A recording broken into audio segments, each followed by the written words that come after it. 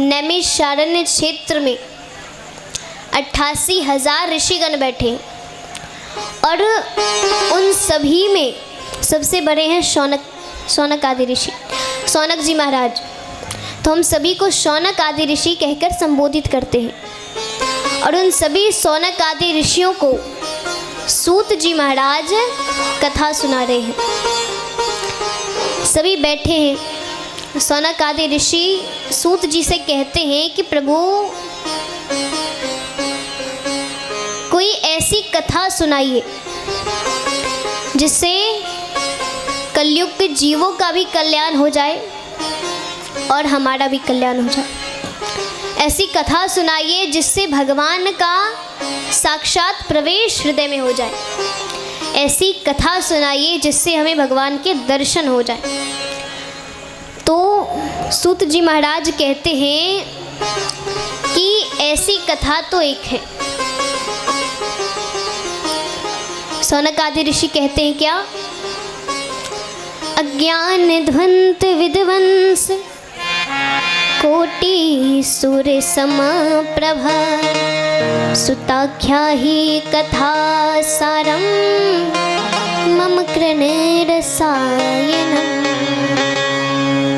यानी आप में एक नहीं, दो नहीं, तीन नहीं, लाखों करोड़ों सूर्य के समान प्रकाश है, ज्ञान का प्रकाश है। आप हम सभी से महाज्ञानी हैं।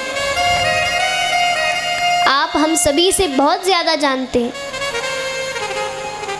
तो आप हमें ऐसी कथा सुनाइए जिससे हमारा भी कल्याण हो जाए और कलयुग के जीवों का भी कल्याण हो जाए जब ये कथा सुने। बोले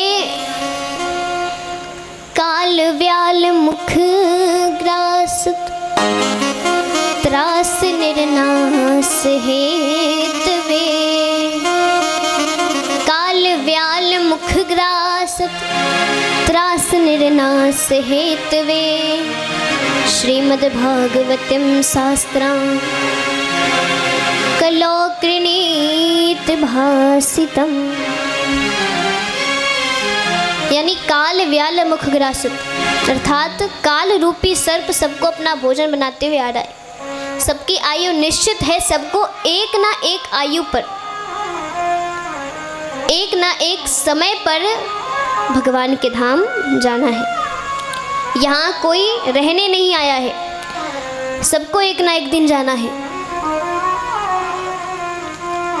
तो हमारी जो आयु है बहुत छोटी सी है और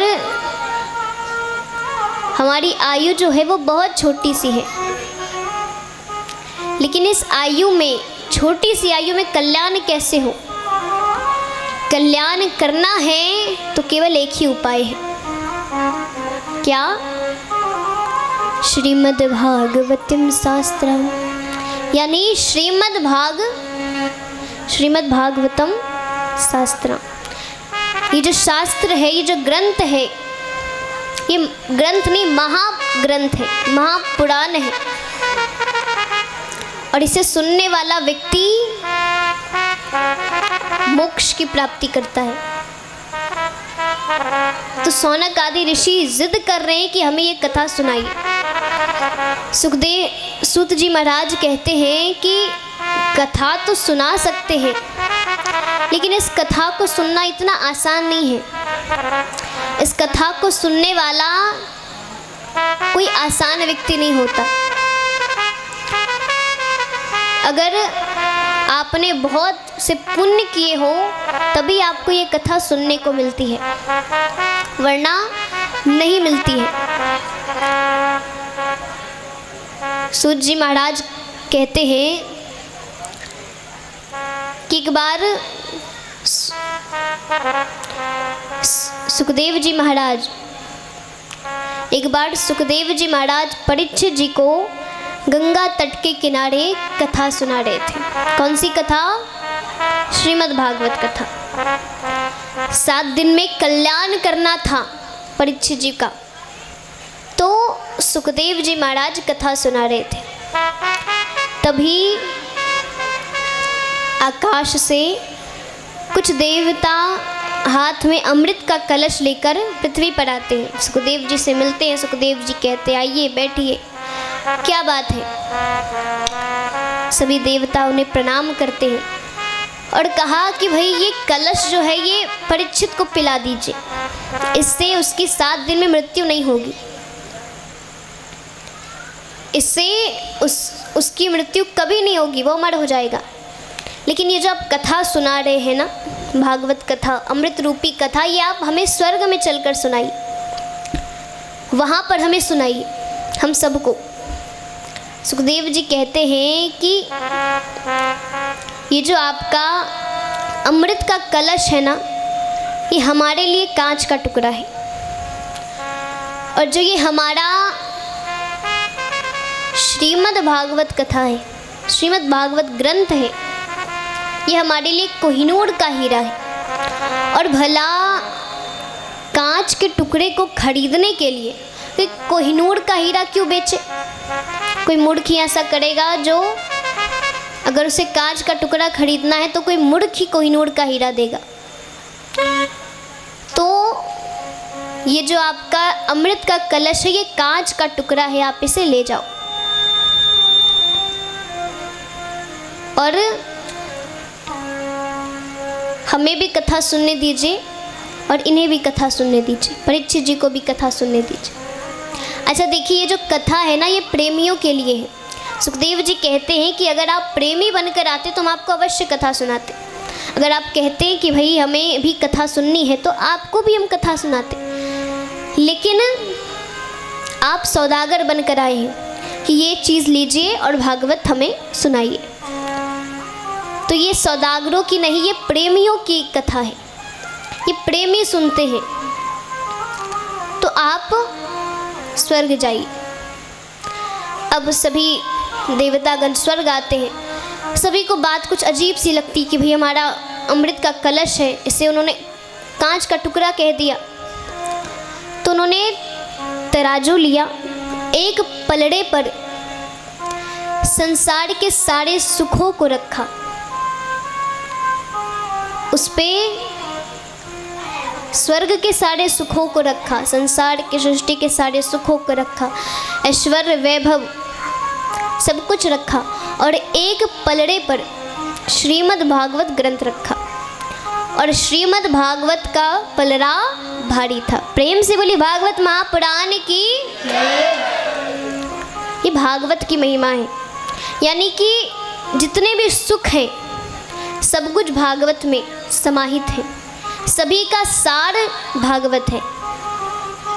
तो कितनी बार भी आप तौल लो, भागवत भारी ही रहेगा। अब यहाँ सौनक आदि ऋषि कहते हैं प्रभु आपने ये जो कहा सुखदेव जी महाराज, तो ये कौन है, किसके पुत्र हैं? सूत जी महाराज कहते हैं कि ये श्री वेद व्यास जी महाराज के पुत्र हैं। सुखदेव जी महाराज बहुत बड़े ज्ञानी हैं। सौनक आदि ऋषि कहते हैं कि प्रभु कृपा करके हमें इनके जन्म की कथा सुनाई। जैसे आपने कहा कि बहुत बड़े वैरागी हैं, तो हमें इनके जन्म की कथा सुननी है, इनके जन्म के बारे में बताइए। तो यहाँ सूत जी महाराज कहते हैं, अच्छा देखिए, सुख देव, सुख का अर्थ क्या होता है? सुख का अर्थ क्या होता है? क्या होता है? सुग्गा यानी तोता। तो हम सभी को पता है वो सुखदेव है, यानी तोते के स्वरूप में है। एक बार नारद जी महाराज, अच्छा सभी देवताओं के बीच एक सभा रखी गई। सभी लोग आए थे, ऋषिगण, देवी देवता। अब ऋषिगण आए हैं, नारद जी ना रहे किसी स्वर्ग की सभा में, तो ऐसा हो नहीं सकता। तो नारद जी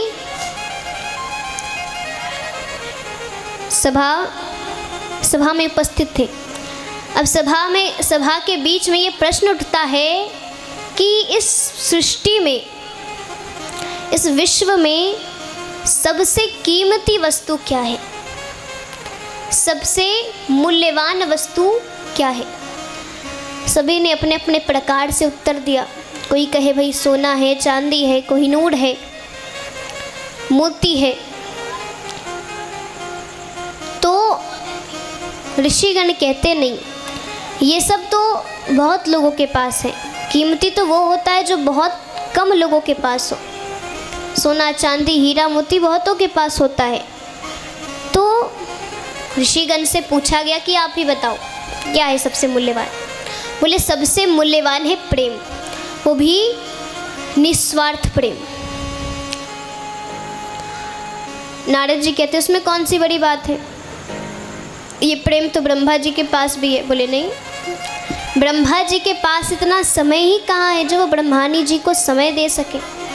वो सृष्टि के कार्य में सारा समय बिताते हैं, तो उनके पास समय नहीं है। बोले तो मेरे प्रभु के पास अवश्य होगा।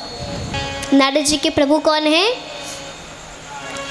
कौन है, किनका नाम हमेशा जपते हैं वो, क्या जपते हैं, नारायण नारायण, हमेशा उन्हीं का नाम जपते हैं। तो उन्होंने कहा मेरे प्रभु के पास ज़रूर होगा। बोले नहीं, उनके पास अगर ये प्रेम होता तो आधी रात को भी भक्त के बुलाने पर नंगे पैर क्यों दौड़ते हैं। अच्छा चलो भक्त ने बुलाया, दौड़ना चाहिए, चलना चाहिए, तो भाई लक्ष्मी जी को छोड़कर चले जाते हैं। बताते भी नहीं कि भाई मैं कहाँ जा रहा हूँ, कम से कम लक्ष्मी जी को साथ लेके जाना चाहिए। तो उनके पास भी नहीं है। बोले किसके पास है, बोले भोले बाबा के पास है ये प्रेम, महादेव जी के पास है। उनमें और पार्वती जी में बहुत प्रेम है, निस्वार्थ प्रेम। नारद जी कहते अच्छा, और अगर मैं उनका झगड़ा करा दूँ तो। बोले वो बाद की बात है, झगड़ा हुआ तो नहीं ना, झगड़ा हुआ तो नहीं है। तो उनके बीच ये प्रेम है, यही सत्य है। अब नारद जी कैलाश पर जाते हैं। अब जब भी जाते दोनों एक साथ बैठे होते, महादेव जी भी और पार्वती माता भी। अब नारद जी सोचते भाई कोई एक होना चाहिए, अकेले बैठा। एक दिन सौभाग्य से वो देखते हैं कि पार्वती मैया अकेले बैठी है। उन्हें समय मिल गया, वो जाते हैं माता के पास, प्रणाम किया। अच्छा, पार्वती माता नारद जी को अपना गुरु मानती हैं, उन्हें आसन पर बिठाती हैं, उनका सत्कार करती हैं। पार्वती माता पूछती है गुरुजी कुछ विशेष बात है आने के, क्योंकि बहुत दिन बाद आप आए हैं, कुछ विशेष बात है। बोले विशेष बात तो है, वो बाबा कहाँ है, दिख नहीं रहे, बाबा से मिलना था, बाबा से काम है मुझे। पार्वती माता कहती हैं वो तो अभी अभी गए हैं, उन्हें आने में बहुत विलम्ब होगा, आप मुझे कह दीजिए। बोले आपको मैं नहीं कह सकता। क्यों? क्योंकि थोड़ी व्यक्तिगत बात है, यानी व्यक्तिगत यानी आपस की बात, तो आपको मैं नहीं बता सकता। माता ने कहा भाई हमारे बीच कोई व्यक्तिगत नहीं होता, हम दोनों एक दूसरे को सारी बात बताते हैं। अब नारद जी कहते हैं मैं नहीं मानता। बोले आपको मानना पड़ेगा, अरे हम दोनों में बहुत प्रेम है।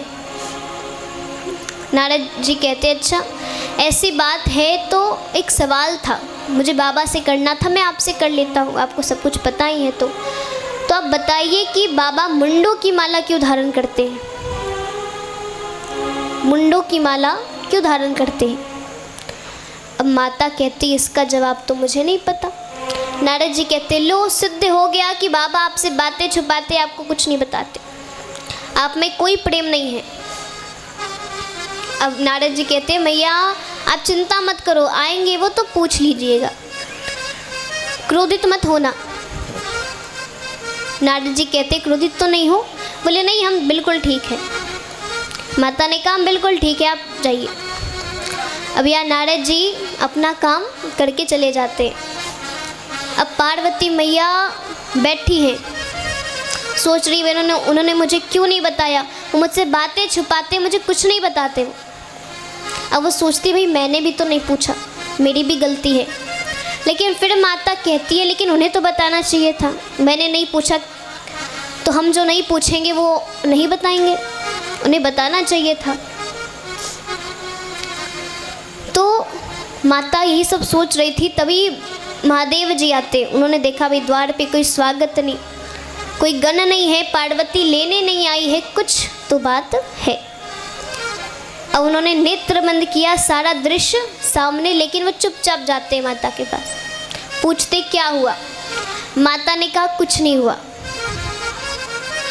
अच्छा, जब पत्नी क्रोधित होती है ना तो उल्टा जवाब देती है।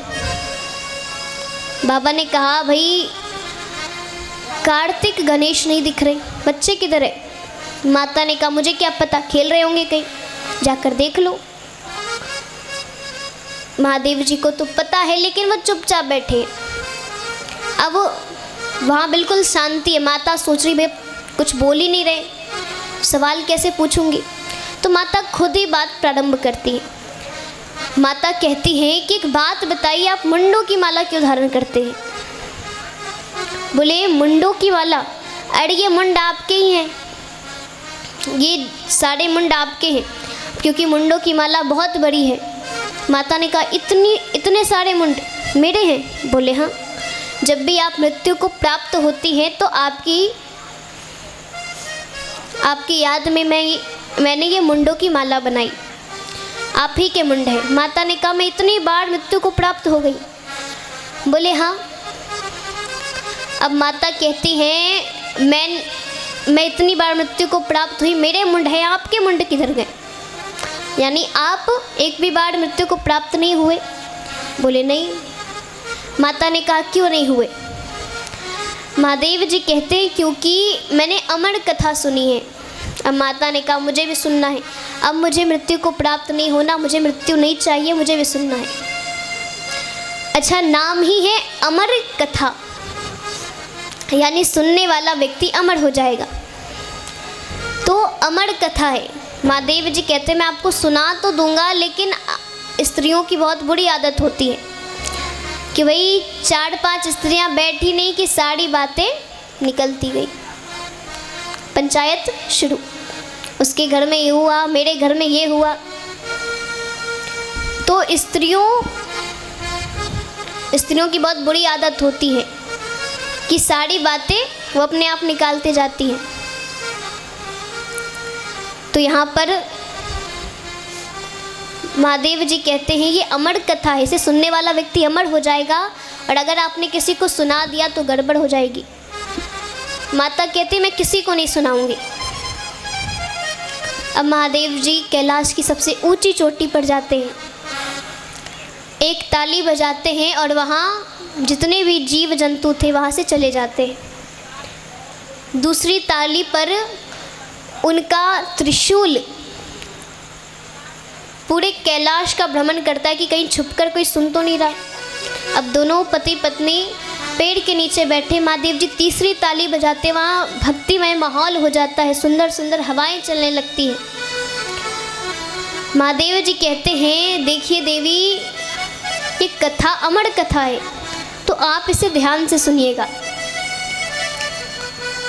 और कथा में निंद्रा मैया परीक्षा लेने आती है, हर किसी के साथ होता है, हर कथा में होता है, तो आप उनकी गोद में यानी सोइएगा मत। माता ने कहा ठीक है। अब यहाँ महादेव जी कथा सुनाते सुनाते नेत्र बंद कर लेते हैं। महादेव जी ने कहा हम तो नेत्र बंद कर लेंगे, तो हमें पता कैसे चलेगा कि आप कथा सुन रही हो या नहीं? तो आप हुकारा दीजिएगा। घर में कथाएं होती हैं तो माताएं कथाएं सुनती हैं तो हुकारा देती हैं। उसी प्रकार माता ने हुकारा देना शुरू किया। महादेव जी नेत्र बंद कर लेते हैं। अब जिस पेड़ के नीचे वो बैठे हैं, उस पेड़ पर एक तोते का घोंसला है, उसमें एक अंडा रखा है। कथा प्रारंभ होती है और वो अंडा फूट जाता है। और यहाँ पार्वती मैया थोड़ी देर कथा सुनती है, फिर विश्राम यानी निंद्रा मैया की गोद में चली जाती है। महादेव जी को कुछ नहीं पता, वो नेत्र बंद करके भगवान का ध्यान कर रहे हैं। अब देखिए, तोते की एक आदत होती है, वो कुछ भी उसके सामने आप कुछ भी बार बार कहिएगा तो उसे दोहराने लगता है। माता को उसने देखा भी, माता बार बार हुकारा दे रही है, तो उसने भी हुकारा देना शुरू कर दिया। अब महादेव जी कथा विश्राम करते हैं, संपन्न होती है कथा। वो जोर से जयकारा लगाते, प्रेम से बोली वृंदावन बिहारी लाल की, राधा रानी सरकार की। अब उनकी जयकारे की आवाज़ सुनकर माता उठती है, प्रभु माफ़ कर दीजिए, अगली बार नहीं होगा, फिर से आप कथा सुनाओ। महादेव जी ने कहा, आप सो रही थी, लेकिन मुझे हुकारा तो बराबर मिल रहा था, तो हुकारा दे कौन रहा था? अब वो आगे पीछे जब ऊपर नज़र जाती है, उन्होंने कहा, क्यों तू मेरी कथा चोरी से सुनता है? अब यहाँ वो तोता आगे आगे, महादेव जी के नेत्र लाल, वो त्रिशूल लेकर पीछे पीछे, आज छोड़ूंगा नहीं तुझे। अब तोते ने पूरे ब्रह्मांड का चक्कर लगा लिया, लेकिन कहीं भी उसे छुपने की जगह नहीं मिली। अंत में वो पृथ्वी लोक आता है। वहाँ पर सरस्वती तट के किनारे वेद व्यास जी की पत्नी श्री विटका देवी जी धूप का आनंद ले रही हैं, और उन्हें बैठे बैठे जमाई आ जाती है, तो वो मुंह खोलती है और मुख के द्वारे वो तोता गर्भ में प्रवेश करता है। अब यहाँ महादेव जी दौड़ कर आते हैं, निकलो बाहर, आज तुम्हें छोड़ूंगा नहीं। और वेद व्यास जी बाहर आते हैं। वेद व्यास जी कहते हैं, प्रभु तो पहली बार आपने दर्शन दिया है, वो भी इस रूप में, कोई गलती हो गई तो बच्चे समझकर क्षमा कर दीजिए मुझे। महादेव जी कहते हैं, तुमसे कोई गलती नहीं हुई, तुम्हारे यहाँ मेरे घर से एक चोर घुसा है, उसने मेरे घर से चोरी की है। वेद व्यास जी कहते, भाई आप हैं राम भक्त, समाधि में लगे रहते, भगवान की भक्ति में लगे रहते, आपके यहाँ है ही क्या? और भले ही उसने भांग धतूरे की चोरी कर ली, उसके लिए इतना क्रोध? बोले, उसने भांग धतूरे की चोरी नहीं की, उसने मेरी कथा की चोरी की, उसने चोरी से अमर कथा सुनी है, और उसे मैं छोड़ूंगा नहीं। तो यहाँ वेद व्यास जी कहते कि आप सच में भोले हैं, आपका नाम सच में भोला रखा गया है। क्यों? बोले, क्योंकि आप इतने भोले जो हैं। अरे उसने अमर कथा सुनी है, वो मरेगा कैसे? बोले, कोई बात नहीं, उसे मैं बंदी बनाकर रखूँगा, लेकिन छोड़ूंगा नहीं। बोले, ठीक है, उसकी इतने सौभाग्य कि वो आपके यहाँ छत्र छाया में पलेगा बढ़ेगा, आपके तरह राम भक्त बनेगा, इतने बड़े सौभाग्य की बात है उसके लिए। अब वेद व्यास जी सारी बात बताते हैं। महादेव जी कहते, कोई बात नहीं, 1 साल की मैंने समाधि ली थी, मैं वो पूरा करने जा रहा हूँ, तो तुम तब तक उसे छोड़ना मत, उसे घर में ही रखना, कहीं जाने मत देना। अब यहाँ तोते ने सारी बात सुनी गर्व से। तोते ने कहा, महादेव जी समाधि ली भी तो इतनी कंजूसी से, 1 वर्ष की। अरे मैं यहीं बैठे बैठे 12 वर्ष की समाधि लेता हूँ। अब वो सुखदेव जी महाराज यानी वो तोता गर्भ में बैठकर भगवान की कथा का चिंतन कर रहा है। यहाँ 1 वर्ष बाद महादेव जी आते हैं। विटका देवी को बड़ी पीड़ा हो रही है। महादेव जी ने तोते से कहा, देखो मैंने तुम्हें माफ़ किया, तुम बाहर आ जाओ, डरो मत। बोले, मैं आपसे नहीं डर रहा, मैं संसार के इस मोह माया से डर रहा हूँ। तो अगर मैं बाहर आ गया तो ये मोह माया मुझे पकड़ लेगी, मैं नहीं आऊँगा। महादेव जी बहुत समझाते हैं, लेकिन वो तोता नहीं आता है। 1 वर्ष, 2 वर्ष, 3 वर्ष, पूरे 12 वर्ष बीत गए। वेद व्यास जी की पत्नी को बहुत पीड़ा हो रही है। अंत में भगवान को आना पड़ता है। भगवान आते हैं भगवान तोते से बात कर रहे हैं। तोता भी गर्व से बात कर रहा है। भगवान कहते हैं देखो बाहर आ जाओ।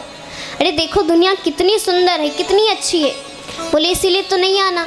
दुनिया सुंदर तो है लेकिन इसमें मोह माया भी है, और अगर मैं बाहर आ गया तो आपकी मोह माया मुझे पकड़ लेगी, और अगर इसमें उलझ गया तो फिर बचना मुश्किल है। भगवान बहुत समझाते हैं। तोते ने कहा ठीक है, एक शर्त पे आऊँगा। क्या? बोले अगर आप ये मोह माया रोकेंगे तो। भगवान कहते ये तो असंभव है। बोले ठीक है, तो मेरा आना भी संभव थोड़ी है, मैं अंदर ही ठीक हूँ। भगवान ने कहा ठीक है, एक क्षण के लिए मोह माया रुकेगी, तुम्हें बाहर आना है। तोते ने कहा ठीक है, लेकिन जब मैं कहूँ तब रोकेगा ये मोह माया। यहाँ तोते ने सारी तैयारी कर ली। अब 12 वर्ष वो गर्भ में है, तो उनका आकार भी बड़ा हो गया है। और श्री विटका देवी जी के गर्भ से मोह माया रुकने के बाद श्री सुखदेव मुनि महाराज का जन्म होता है। प्रेम से बोली सुखदेव मुनि महाराज की, वृंदावन बिहारी लाल की, भक्तवत्सल भगवान की। तो यहाँ वो तोता सीधे गर्भ से निकलकर सीधे वन की ओर चला जाता है। और वन में अच्छा वो तोता वन में चला गया। विटका देवी को इतनी पीड़ा सहनी पड़ी। तो दोनों के अंदर प्रेम है, वेद व्यास जी के अंदर प्रेम है। वो पुत्र वियोग में उनके पीछे पीछे जाते हैं। सुखदेव जी उन्हें वेद व्यास जी सुखदेव जी का नाम लेते हुए दौड़े जा रहे हैं। सुखदेव जी कहते हैं पिताजी मैं नहीं रुकूंगा, अगर मैं यहाँ रुक गया तो ये मोह माया मुझे पकड़ लेगी और फिर निकलना मुश्किल है, तो मैं नहीं रुकूंगा। अब इतने बड़े वैरागी जो जन्म के साथ वैराग धारण कर लेते हैं, वन को चले जाते हैं। इतने बड़े वैरागी जिनसे परीक्षित जी कथा सुनते हैं। परीक्षित जी का इतना सौभाग्य कि महावैरागी पुरुष है, उन्होंने कथा सुनी, ये उनके लिए बहुत सौभाग्य की बात है। और यहाँ सुखदेव जी वन में जा रहे हैं, वेद व्यास जी पीछे पीछे जा रहे हैं, और उन्हें हर वृक्ष में, वृक्ष के पत्तों में, जड़ों में, वृक्ष के तनों में उन्हें वेद व्यास जी के दर्शन हो रहे। प्रेम से बोले सुखदेव मुनि महाराज की जय। तो इस प्रकार सुखदेव जी का जन्म होता है और सीधे वन को चले जाते हैं। इसके बाद अच्छा, जब परीक्षित जी कथा सुन रहे थे ना, तो 7 दिनों तक उन्होंने कथा सुनी, लेकिन वो ना कुछ खाते हैं ना कुछ पीते हैं, केवल कथा का रसपान कर रहे हैं, कानों से श्रवण कर रहे हैं और उसे हृदय में उतार रहे हैं। तो परीक्षित जी 7 दिनों तक कुछ खाते पीते नहीं है। सुखदेव जी कहते हैं परीक्षित राजन कुछ खा लो, भोजन कर लो।